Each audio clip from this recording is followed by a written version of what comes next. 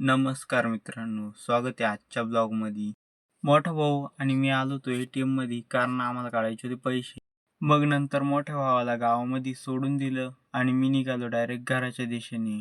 मग घरी आलो तर तेवढ्या तिकडे भंगारवाला येईल होता. म्हटलं आता चला इथून कुठेतरी जायला लागलं नाही तर आपल्याला देऊन टाकतील हे. मग काय विऱ्या टाकायचा होता. विऱ्या टाकायला आलो आणि घेतो आता पटापट विऱ्या टाकून. मग लगेच आपल्याला आहे ना दुसऱ्या गावाला पाणी भरायचं होतं. मग काय आलो इकडं, दिली मोटर चालू करून आणि दिलं पाणी लावून. आणि इकडे ना जरा जास्त गवत झालं होतं त्याच्यामुळे दादांनी इकडे पेटवून दिलं होतं. मी इथं दगडांच्या गंजावरती आलो आणि डायरेक्ट खाली पडेल झाड होतं ते दिलं पेटून. लोक उभे झाड पेटवतात, आपण खाली पडेल झाड पेटवतो. मग काय भरायचं पण झालं होतं, दिली मोटर बंद करून. म्हटलं चला आता आपली सुट्टी झाली, जायचंय घरी. घरी आलो तर पाहिले ह्या ढगांचा काय विषय झाला होता आज. म्हटलं चला जाऊ दे, आपल्याला गाय आणायला लावू दे.